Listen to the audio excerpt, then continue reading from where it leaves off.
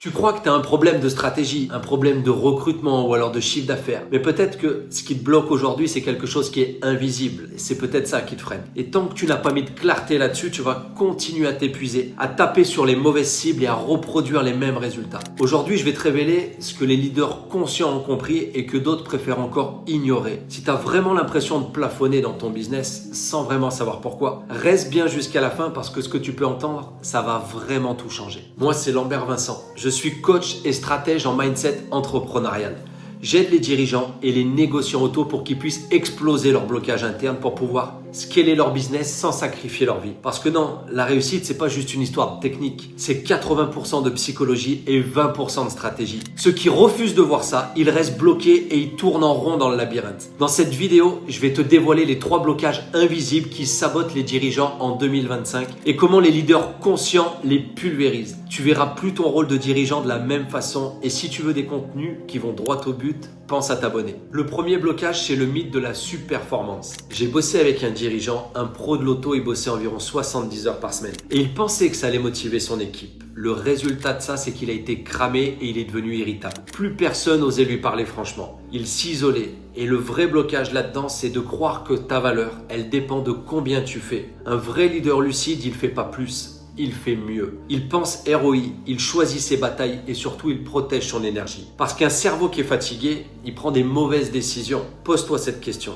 Est-ce que ce que je fais là, c'est vraiment indispensable? Ou est-ce que je suis juste en train de prouver que je bosse dur? Rappelle-toi que la vraie performance, c'est pas d'en faire trop. C'est de savoir où tu es vital, où tu dois disparaître. Le deuxième, c'est le flou identitaire.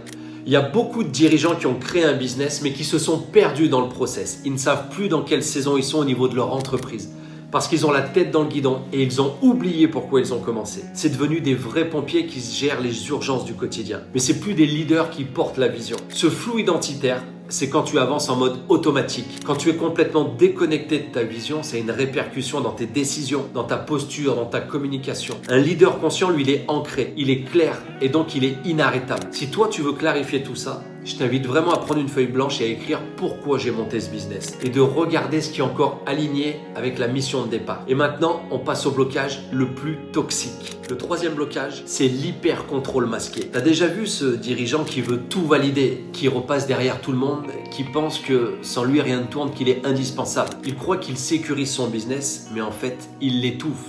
Le contrôle, c'est une illusion et souvent c'est un masque. Ça masque une peur de lâcher, une peur de faire confiance, une peur de perdre la main. Le leader conscient, lui, il construit un système qui tourne sans lui. Il ne cherche pas à tout maîtriser, il construit la confiance d'abord en lui et avec des indicateurs, il pilote. Mais il ne contrôle pas tout.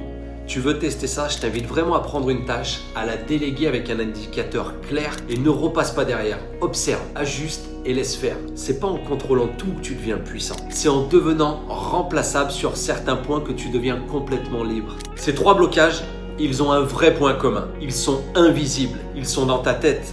Ils sont dans tes émotions, ils sont dans tes automatismes. Et tant que tu bosses uniquement sur la stratégie, tu restes au même niveau. Tu peux avoir les meilleurs plans, tu peux avoir les meilleurs outils, mais si tu as du flou au niveau mental, s'il y a des freins qui sont invisibles ou que tu n'as plus de feu intérieur, tu te sabotes en silence. La réussite, c'est vraiment 80% de psychologie et 20% de stratégie. Quand tu bosses les deux en profondeur, c'est là que les vrais shifts arrivent. Pas des petits ajustements, des transformations qui sont profondes et visibles. Les leaders conscients, ils n'ont pas plus de talent, ils ont plus de clarté. Et comme ils sont plus clairs, ils agissent avec beaucoup plus de justesse. Et ils osent regarder les choses en face là où d'autres préfèrent fuir. C'est pour ça qu'ils avancent beaucoup plus vite. Ils sont plus sereins, ils sont plus libres et surtout ils sont beaucoup plus inspirants. Je suis curieux, dis-moi vraiment dans les commentaires lequel de ces 3 blocages t'a le plus parlé dans cette vidéo. Et écris conscient si cette vidéo t'a permis une prise de conscience. Si jamais tu veux qu'on explore ensemble comment exploser tes blocages et créer une vraie croissance alignée pour que tu puisses reprendre la main sur ton business, tu as le lien en description. Mais vraiment, souviens-toi,